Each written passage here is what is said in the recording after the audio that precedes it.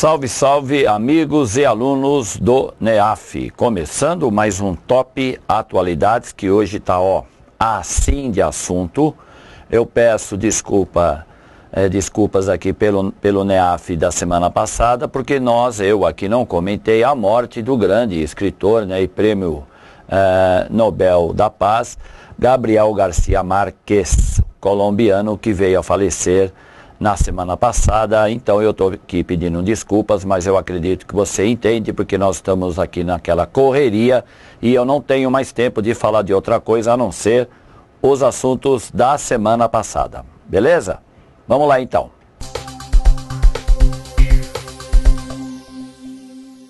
Bem, então vamos começar. Se eu não me engano, já é a 13ª semana, né, do Top Atualidades, que está entrando aí na sua telinha com materiais da dona Raquel. O Top Atualidades 22 a 28 de abril, que começa com o Mundo Política, falando dos 20 anos, né, do genocídio em Ruanda, as lições aprendidas e as que não aprendemos. Se é que podemos dizer que existe uma comemoração, que não é bem assim, mas esse tipo de data cheia, para nós que trabalhamos com atualidades, a gente sempre gosta não, candidato, fique esperto, hein? Fechou a data aí, tipo 10 anos, 20 anos, 30 e assim vai, o candidato tem que ficar esperto, afinal de contas, esse genocídio é um dos piores que ocorreu no continente africano, continente que é o mais pobre do planeta e que ao mesmo tempo é o que mais cresce.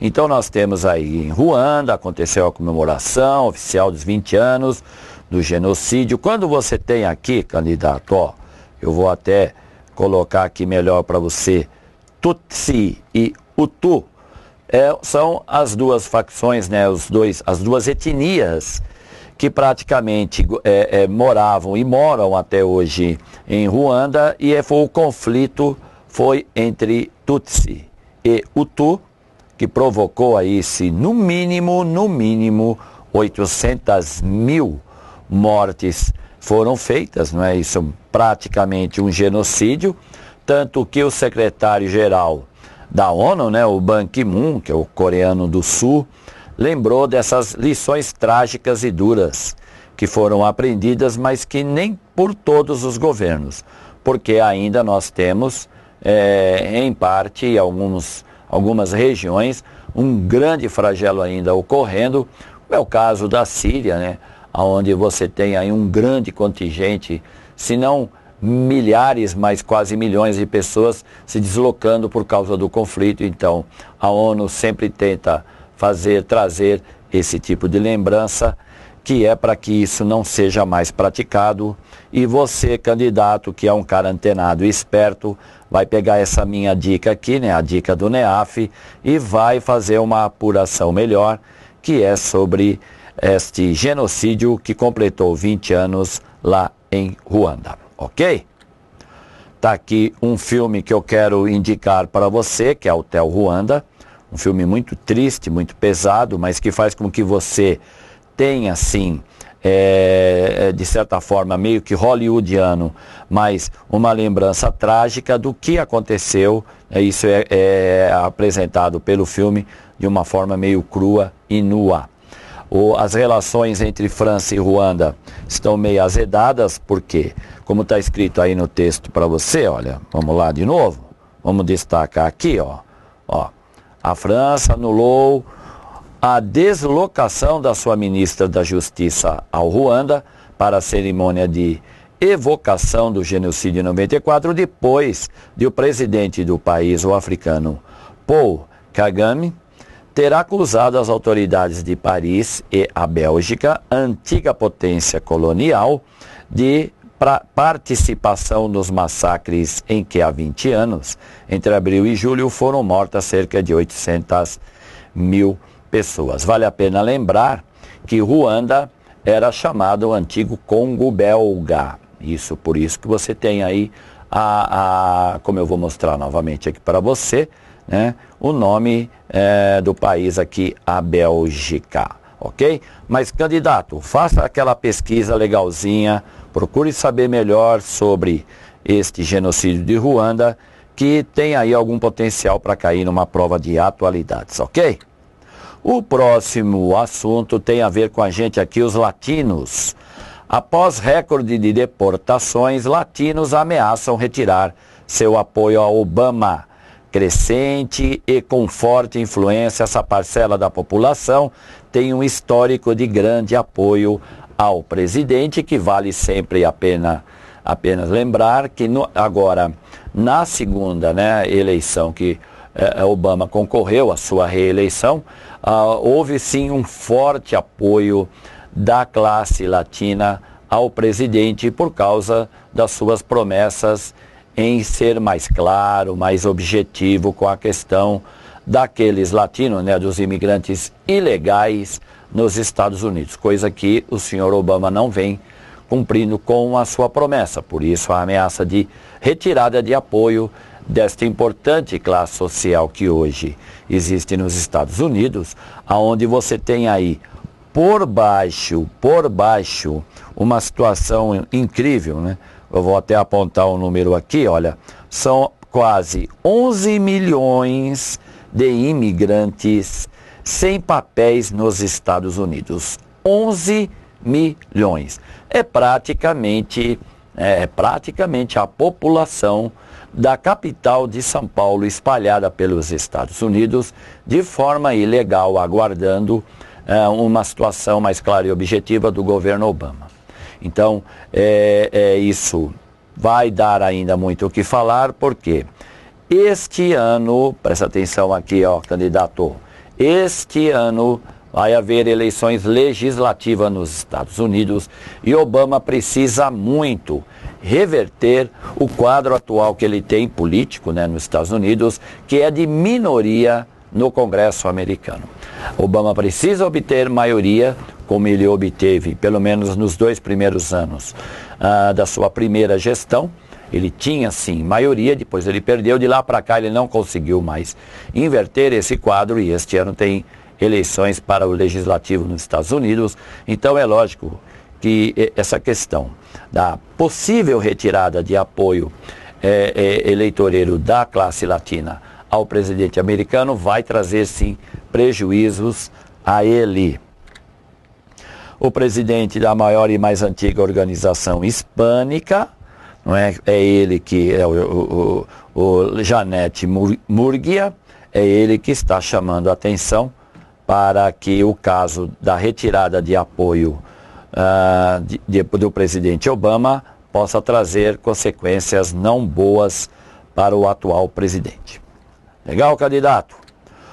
Outro assunto, e este também é um assunto muito polêmico, são as facções palestinas que anunciaram reconciliação. O que você está vendo aí é o atual presidente do Hamas e o atual presidente do Fatah comemorando aí numa situação, há pouco tempo atrás não seria normal uma foto como essa, porque Fatah e Hamas eram inimigos políticos, inimigos religiosos, inimigos sociais entre o povo palestino. Inclusive, eu vou pedir para você vir aqui comigo, olha, vem aqui comigo um pouco na lousa, para eu lembrar você o seguinte: o que você precisa tomar cuidado quando chega com essas questões sobre a Palestina. Não esqueça que o Hamas, o Hamas é considerado por Israel um grupo terrorista. A União Europeia também, assim como os Estados Unidos, consideram o Hamas um grupo terrorista. Mas para o povo palestino, o Hamas é um grupo político que o representa. Aonde é que o Hamas hoje atua? Onde ele domina? Aqui, tá vendo aqui? Faixa de Gaza. Então, é aqui da faixa de Gaza que em 2007 o Hamas expulsou o Fatah, juntamente com o seu presidente Mahmoud Abbas. Ok? Isso. O presidente Mahmoud Abbas, que já está na sua segunda gestão, não pode ter a sede do governo em Gaza. Então, onde é que fica a sede do governo do Fatah? Fica aqui na Cisjordânia, que eu coloquei aqui esses pinguinhos pretos e vermelhos, que é para você lembrar que a questão da, vamos lá de novo, Cisjordânia é muito cara para judeus e árabes. Por quê? Porque aqui você tem os assentamentos judeus e os assentamentos árabes palestinos. Então, cuidado com essa questão. Agora, Netanyahu, o premier israelense, já havia avisado o presidente Mahmoud Abbas que o Fatah teria que escolher em ter paz com Israel ou com o Hamas. Então está aí uma velada ameaça nas negociações de paz entre israelenses e palestinos, já que o premier Netanyahu deixou claro que a aproximação do Fatah com o Hamas não é uma boa ideia para as negociações entre o governo de Israel e o governo Mahmoud Abbas, que representa os palestinos. Então, é uma questão complicada, eu sempre falo isso para vocês, não vou deixar nunca de ser chato em sempre lembrar, cuidado, leia isso com cuidado, pesquise, porque grandes probabilidades de Oriente Médio e Palestina, isso aqui é a Palestina, caem no concurso de atualidades. Então é sempre importante saber interpretar isto que você está lendo, isto que eu estou mostrando aí para você como material, né, das notícias da semana passada, que você tem que estender a sua pesquisa, porque futuramente nas provas de atualidade, como pode ser que caia na TJ, como vai cair na PM, né, como pode cair agora auxiliar de promotoria, tudo isso onde tem a prova de atualidades, há um potencial muito grande disso vir a cair. Volta aqui comigo então. Então você tem aí os dois líderes comemorando. Aqui eu estou deixando um recado bem claro para você. O pacto prevê a criação de um governo de unidade em 5 semanas e a realização de eleições nacionais em 6 semanas após o voto de confiança do parlamento palestino. Então não esquece, viu, candidato? Você que está aí assistindo esse Top Atualidades, os palestinos, apesar de não possuírem um país, eles têm governo sim, tá? Que é o senhor Mahmoud Abbas, como eu acabei de falar, é um presidente que já foi até reeleito, e tem o parlamento, onde fica a sede na Cisjordânia. Agora, deveria ficar aonde? Na faixa de Gaza. Por que na faixa de Gaza? Porque ali é exclusividade dos palestinos. Mas nas eleições em 2007, vencidas pelo Hamas, o Hamas que considerava, pelo jeito parece que não, mas considerava o Fatah um traidor por negociar com o governo de Israel, expulsou o presidente Abbas e o Fatah da faixa de Gaza, e aí eles foram se alojar na Cisjordânia. É uma história que exige o quê? Pesquisa, tem que voltar lá para trás, 2007, buscar as razões da briga entre Fatah e Hamas, que agora parece que tudo caminha para um final feliz, esperamos nós, menos, lógico, o governo de Israel, o premier Netanyahu, que já deixou claro, não vê com bons olhos a união do Fatah com o Hamas. Ok? Então, é importante que você, na hora da sua pesquisa, vá procurar um mapinha como esse que eu estou colocando aí para você. Não é? Onde você pode achar aí em um Google, que você procurar sobre as relações entre Fatah e Hamas, você vai encontrar um mapinha parecido com esse, explicando, desde a fundação do Estado de Israel, que você tem aqui em 1948, a 49, até, por exemplo, aqui, em 2012, quando vai começando aí, começa aí as questões das negociações entre Fatah e Hamas. Então, procura esse tipo de mapa, leia com calma, eu tenho certeza que você vai chegar a um entendimento mais claro do que você tem atualmente. Legal, candidato? Então, sempre é bom lembrar, nunca é demais lembrar você, sou chato, não sou, mas eu tenho que ser assim mesmo. Vá fazer sua pesquisa. Não fique esperando só o nosso lado aqui. Legal, candidato? Vamos para o próximo assunto. E vamos continuar aqui o nosso Top Atualidades, né? Eu tinha acabado de falar para você sobre a questão de Ruanda, né? Das pessoas que foram massacradas. Isso provocou um deslocamento grande de seres humanos, obviamente. Falei também para você da questão palestina, aonde existe aí um contingente de 5 milhões de refugiados palestinos vivendo nos países adjacentes ao redor de Israel.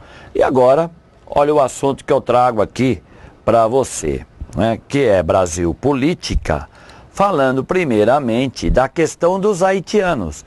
Está aí um assunto que uma coisa emenda com a outra. Por quê? Porque trata-se novamente de deslocamento humano, ou seja, pessoas que saem do Haiti, é o mais pobre país fora do continente africano, viu? Mais pobre país fora do continente africano, cujo contingente desde 2010 tem aumentado em direção ao Brasil. Então nós temos aí que o governo do Acre acusa São Paulo de preconceito contra haitianos. Tião Viana, que é do Partido dos Trabalhadores, governador do Acre, atribui críticas à migração de estrangeiros à higienização. Higienização, por que será que ele usou esse termo? Então, se você, e eu espero que sim, queira ir mais a fundo aqui no assunto, por causa do uso da palavra higienização, vá pesquisar, viu, candidato, sobre o termo eugenia. Isso, eugenia. Pesquisa sobre isso, você vai entender melhor, porque o Tião Viana usou o termo higienização, também muito usado pelos nazistas, tá, durante o genocídio dos judeus praticados, né, nos campos de concentração. Você tinha essa palavra higienização. Quando você for pesquisar sobre eugenia, você vai entender por que o Tião Viana usou esse termo, que é muito pesado, viu? Acusar o governo de São Paulo da prática de higienização é grave, muito grave, tá bom? Mas voltando aqui ao assunto, a declaração foi a resposta à secretária de Justiça de São Paulo, que chamou de irresponsável a vinda do grupo sem aviso. Aqui eu estou deixando para você que depois vai ler com mais calma essa questão de 2010, que eu já lembrei, né? É bom sempre lembrar, viu, candidato? Nunca é demais lembrar que ainda o Brasil mantém tropas de paz da ONU no Haiti.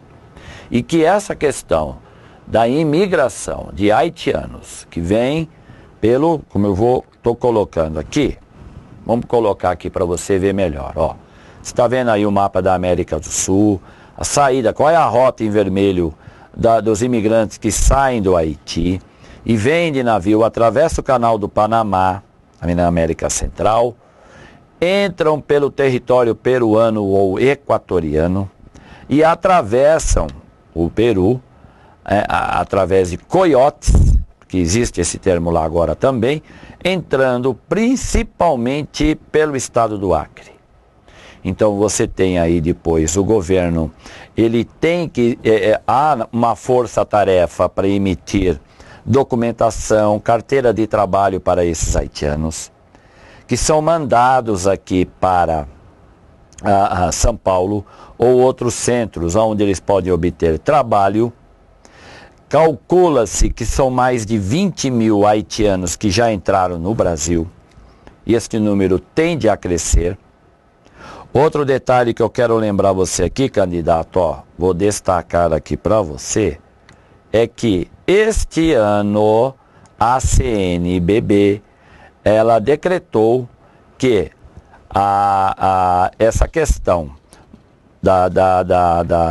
dos imigrantes, não é?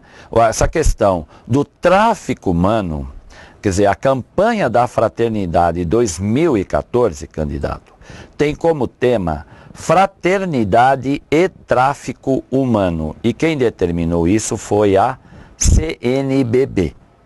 Então isso é muito importante, isso dá questão de atualidades. Por quê? Nós estamos aí entendendo que é lógico que a CNBB não está preocupado apenas com o tráfico humano de haitianos, mas também com os bolivianos, não só aqui no Brasil, mas em toda a América do Sul, há um crescente tráfico de seres humanos. Inclusive o número de escravos tem aumentado a cada ano no mundo inteiro, onde só na China é calculado que 2 milhões de escravos trabalham diariamente, enquanto que na Índia é 1 milhão. No Brasil está o cálculo aí de 120 mil. E eu estou falando, candidato, de escravos. Não estou falando de trabalhadores explorados com baixos salários. Eu estou falando de escravos. Parece que não, porque estamos no século XXI, mas o termo é correto. Então a CNBB, como eu estou destacando aí para você, né, na sua campanha da fraternidade, que está colocado aqui do lado também, você vai ter essa questão sendo levantada, que é o aumento do tráfico humano, não só na América do Sul, mas também no mundo. Então, candidato, é importante que você fique esperto com essa questão da vinda de haitianos para o Brasil. O cálculo, como eu já disse, está em torno de 20 mil. Muitos que chegam aqui em São Paulo vivem em locais onde eles só podem fazer uma refeição por dia, não tem lugar para dormir, não tem colchão, banheiro é coletivo, com péssima higiene, e este número vem aumentando. Aí o Tião Viana, por exemplo, no sábado a Folha de São Paulo denunciou novamente que entre quinta e sexta-feira, por volta de mais ou menos 156 haitianos chegaram em 3 ônibus aqui para São Paulo. Então essa briga é uma briga longa. O governo de São Paulo com o governo do Acre, a vinda de haitianos para cá, eu já venho falando isso há 2 anos, tá? E não há menor sinal de que isso está diminuindo. Pelo contrário, o número está aumentando, já que existe, presta atenção no que eu vou falar, já que existem empresas interessadas em contratar esses haitianos, tudo de forma legal, carteira registrada, bonitinho, tudo dentro da CLT. Não, as empresas interessadas não querem a prática de escravidão, elas querem realmente dar emprego para esses haitianos, porque entende que eles estão querendo vir para cá realmente para trabalhar, e é lógico, todo mundo aí quer se dar bem. Então cuidado com tudo isso. Pesquisa, leia com mais atenção. As revistas dessa semana estão trazendo esse assunto também e você deve ler. Tá legal, candidato? Próximo assunto aqui de política brasileira, a ministra do Supremo Tribunal Federal manda abrir CPI exclusiva sobre a Petrobras. Tá aí a foto dela, Rosa Weber, não é, que acatou o pedido feito pela oposição e determinou que o Senado instale, eu estou lendo aqui, vamos destacar aqui para você, que o Senado instale uma CPI para investigar exclusivamente a Petrobras. E por quê? Porque o governo queria criar mais 2 CPIs que funcionariam junto com a Petrobras. E aí seria chamado CPI mista. Uma seria para verificar a questão dos portos lá em Pernambuco, né, para atingir Eduardo Viana, não é? O Eduardo Campos, perdão. Então, seria uma forma de atingir Eduardo Campos. E a outra CPI seria a dos trens no metrô, para pegar o PSTB do governo do Estado de São Paulo. Então, isso acabou sendo decidido pelo Supremo Tribunal Federal. E aí você pode perguntar, não é, candidato? Mas Marcos, espera aí, deixa eu ver uma coisa. Quem monta a CPI não é o Legislativo? Sim, é o Legislativo. O executivo não pode meter o bico nisso. Não, não pode. E muito menos o judiciário. Isso, não pode. Então, por que isso foi decidido pela Rosa Weber, né? A ministra do Supremo? É porque em caso, e tudo isso está dentro do que é prescrito pela Constituição, em caso de o legislativo não tomar uma posição e aquilo fica no morno, no banho-maria, aí sim o Supremo pode vir a ser convidado a tomar uma decisão, que foi o que acabou acontecendo. E na noite de sexta para sábado passado, a ministra do Supremo, Rosa Weber, bateu o martelo. Nada de CPI mista. A CPI é só sobre a Petrobras. Então, a dona Dilma, vai ter trabalho aí pela frente, porque como tem apontado as pesquisas, a dona Dilma está caindo pouco, mas vem caindo gradativamente nas pesquisas, ok? A sorte dela é que os adversários não vêm subindo substancialmente, mas fique esperto, acompanhe este caso, candidato, porque isso vai ter desdobramentos. Próximo assunto, a Comissão Nacional da Verdade concluiu que JK, Juscelino Kubitschek, não foi morto pela ditadura. Para você que tem que fazer prova de atualidade, candidato, sempre fique esperto com essa história da Comissão Nacional da Verdade, montada pelo governo federal há 2 anos, que era para funcionar só por 2 anos, mas foi estendido até dezembro deste ano.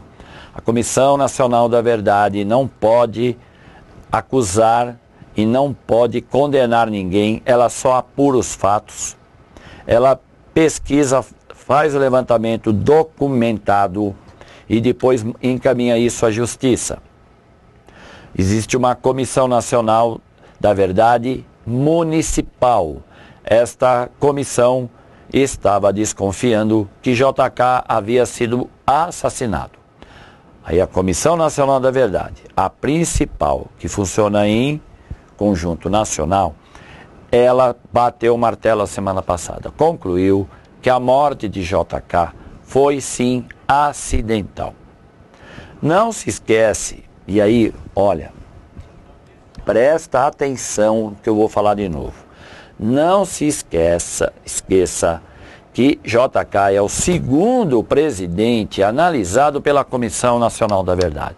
O primeiro foi João Goulart, cuja havia a suspeita de ter sido envenenado. A Comissão Nacional da Verdade concluiu que não. Agora JK, também havia a suspeita de assassinato. A comissão concluiu que não. Como estamos em ano de eleição, é muito importante que você acompanhe este caso bem de pertinho, viu, candidato? Por quê? Porque é lógico, como eu gosto de falar, isso dá questão de prova. Então tá aí uma charge, não é? Eu não tenho nada a esconder, né?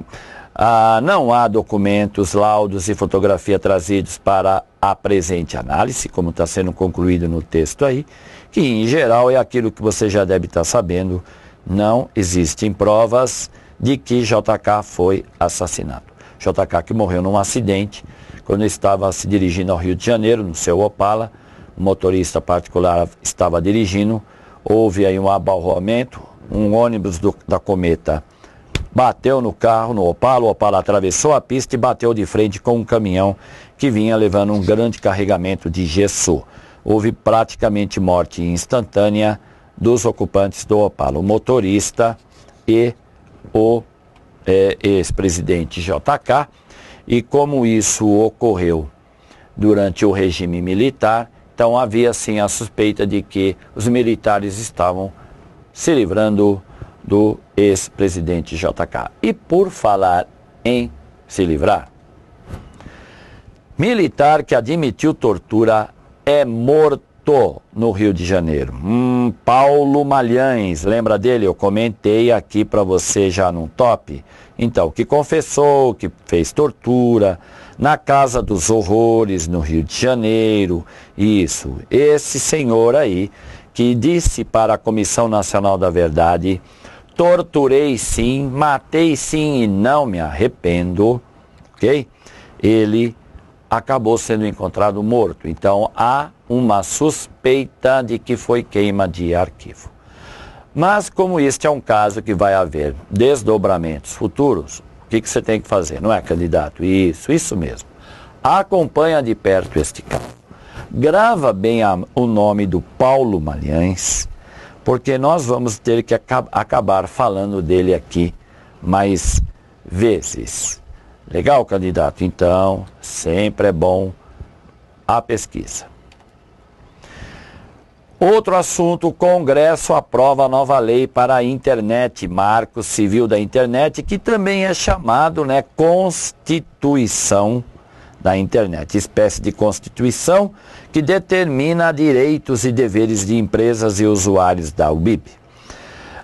Vai para a assinatura da presidente, que já sancionou, viu, candidato? Já sancionou. Está aí os participantes de um evento de São Paulo que discute os rumos da internet e a democracia na era digital. Comemoram a aprovação do Marco Civil, não é? Então, quer dizer, assim como você tem que entender aquela história das escutas. Por quê? Porque o texto, né, do projeto, ele já existe desde 2011. E ele estava meio que do lado, meio engavetado, meio esquecido. Até que o ano passado, as denúncias de Edward Snowden chegaram aqui no Brasil com a seguinte afirmação: o governo americano estava, sim, bisbilhotando a Petrobras e as conversas da presidente Dilma. Isso caiu como uma bomba aqui no país. Houve até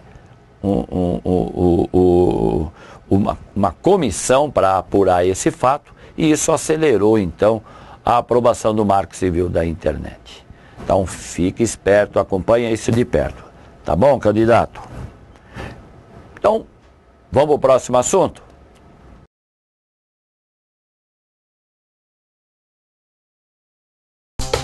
Eu já avisei você, não é? A gente hoje está aqui com muita coisa para ser comentada, e mais uma delas está entrando aí, que é o Brasil Educação.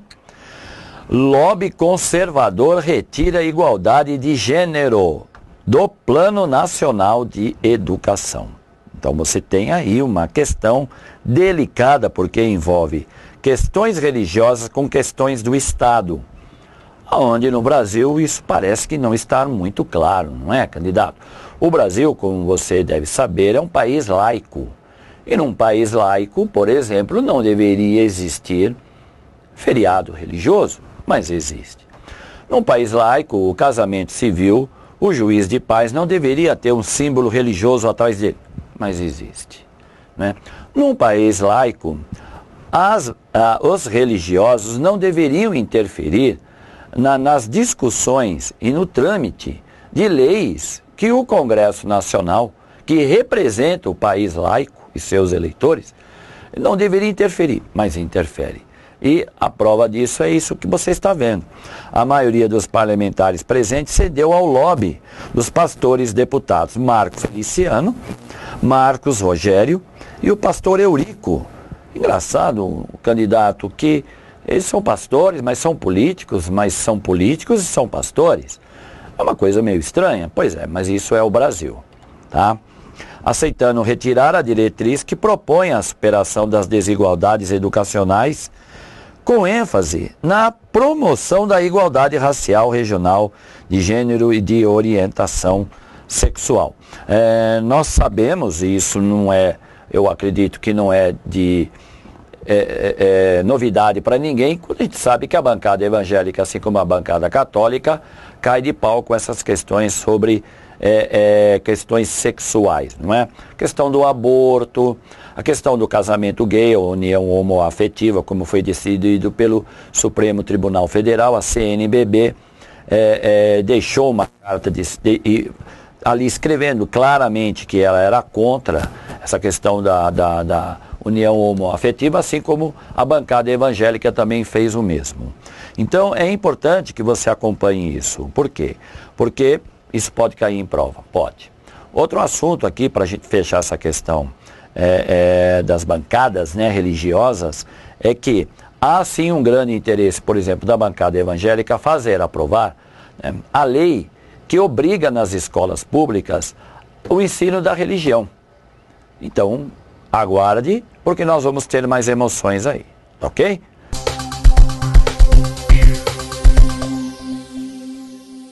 Então, continuando aqui, finalmente indo para o final, nosso top atualidades, não é? Entrando, assunto saúde, falando aqui do mosquito da dengue, que é capaz de transmitir uma nova doença. Preocupação dos pesquisadores é com a circulação de turistas na Copa do Mundo. Agora, você imagina o turista da Copa do Mundo vir para cá, ser assaltado ou sequestrado e ainda voltar para o seu país com dengue. Aí é o final dos tempos, né? É o fim do mundo isso. Velho conhecido dos brasileiros, a Aedes aegypti, pode se tornar transmissor de mais uma doença no país, além da dengue e da febre amarela. Pesquisa do Instituto Oswaldo Cruz, publicada no Journal of Virology, mostra que os insetos que circulam por aqui têm alta capacidade para transmitir a febre. Olha aí o nomezinho da febre que está em vermelho para você, candidato. Será que você sabe pronunciar como eu? Vamos lá? Chikungunya. É isso? Chikungunya. Provocada por vírus de mesmo nome que circula por 40 países e chegou recentemente ao Caribe. Agora, de onde estão chegando alguns imigrantes para trabalhar por aqui? Do Haiti. O Haiti fica onde? Fica no Caribe. Complicado, não é, candidato? Então, bota a complicação nisso. Então, está aqui uma notícia que eu considero muito importante, que você também acompanhe, porque, afinal de contas, aqui no estado de São Paulo, por exemplo, a dengue tem crescido drasticamente, tá bom? Você tem aí uma foto para matar saudades do Aedes aegypti, não é? E tá aí o Aedes albopictus, que tem potencial elevado de disseminar esta febre que eu comentei com você, cujo nome é meio quase que impronunciável. Tá bom? Beleza, candidato?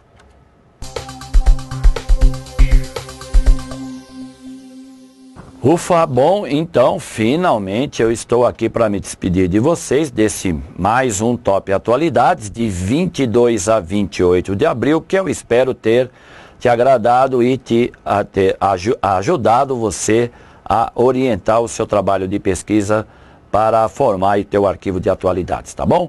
Até o próximo Top e um grande abraço. Até mais.